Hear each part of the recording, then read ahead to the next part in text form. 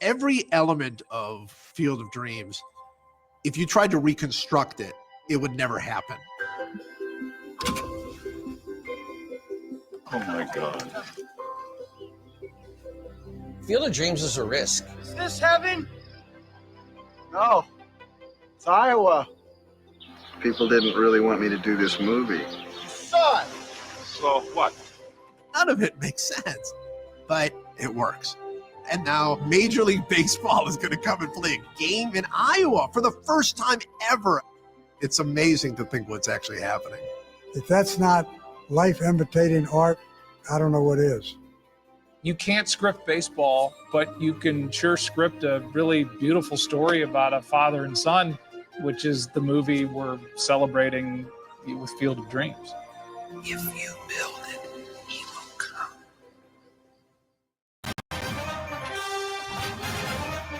Okay. So I will just very, very quickly mention what that is about. Of course, that is the 30th anniversary in 2020. MLB, Major League Baseball, went to Iowa and they played a Major League game between, and this is a funny one because, of course, because of COVID-19 and so on, the Chicago White Sox and the New York Yankees. Of course, this is all about Kevin Costner. He's a farmer. Farmers failing. Things are quite bad. And he gets this kind of thing of like building a baseball field in his cornfield. And people are thinking he's a bit cuckoo. But anyway, one of the things is that he then gets to meet his dad and see him play baseball and throw the ball with him and so on. And of course, Darth Vader is very, very good in it. Darth Vader being James Earl Jones. Okay, so everyone kind of had a little bit of a liking this, except for okay, she didn't really go for it. Keane also is not sentimental, but Andrew, you are. What did you pick in your top 5 Field of Dreams? Well, you can't ignore it. It is an iconic film, whether it is your favourite subgenre of sporting films or not. It is cheese personified. It is, as they mentioned in that trailer, completely unrealistic. But is there a part of us that goes to films, wants a story told to us because it's not quite completely realistic? Otherwise, we just look around each other every day. I mean, okay, the father-son relationship, what AK mentioned earlier about The Rookie. It's about a parenting story as much as anything else. Here, it's about a relationship between a son and his father. If you think really deeply about most of the most emotional films that we have, it's about a family relationship, and that's really what it's about. It's not really about baseball at all. Baseball just happens to be the color that they're painting this particular picture, and the picture itself is how he looks at his life as a whole, how he looks at his relationship with his father, and that you can't go wrong with that.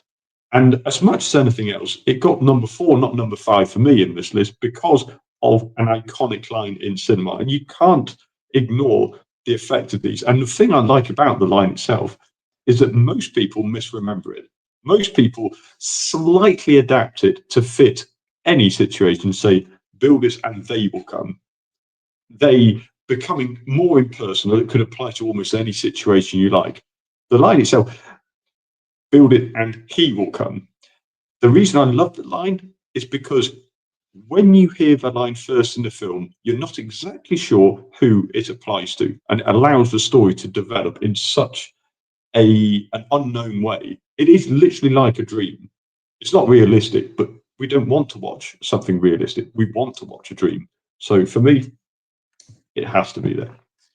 I have to say, Kevin Costner does very, very good sports dramas. In fairness, there's 4 I've seen him in, and one of them I would rewatch on a regular basis every 3-4 months because it's just really well scripted. It's a bit over the top, but it's well scripted and well shot.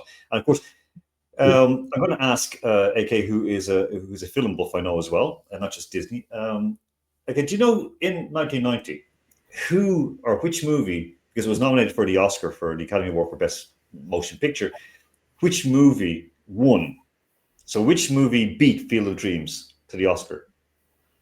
In 1990? Yeah. I know. What was Andrew, do not Google this. Cian, don't Google this. No. I just don't remember the years that like epic movies were like come out. So it was Driving Miss Daisy. It's like Okay. Morgan Freeman, Jessica Tandy, and I mean, I prefer the comedy variations of Driving Miss Daisy. James Horner, by the way, he did the original score. And James Horner, you think, who is that guy? Well, he died a few years ago, but 10 years ago now, actually 10 years ago in June. But he wrote the scores for the likes of Braveheart, Apollo 13, A Beautiful Mind, The House of Sand and Fog, which is superb, The Land Before Time, Jumanji, Casper, The Mask of Zorro, Deep Impact, The Perfect Storm, which I was discussing not long ago, The Legend of Zorro, Apocalypto, The Karate Kid, that's the new one that's probably not fun, and of course The Amazing Spider-Man as well, among others. So he's, terrific. Wow. That's impressive. Yeah, very, very good. That's Cian, you're like it didn't do anything for you, Field of Dreams. No, but again, like everything else, there's always something in these films. It would help if I watched these films, but I haven't. But again, on what I have seen, no, again, like everything else, you get enough from synopsis and all the rest of it.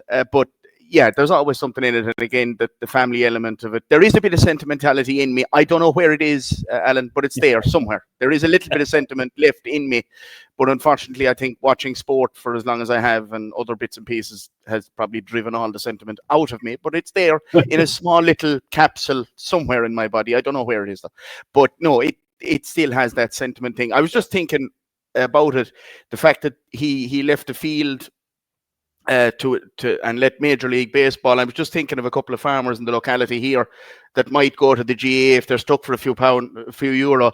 We'll leave you a field and you can have an All-Ireland final there in the next 2 to 3 years. So there's a couple of candidates immediately spring to mind when I realised, and it has the same type of thing.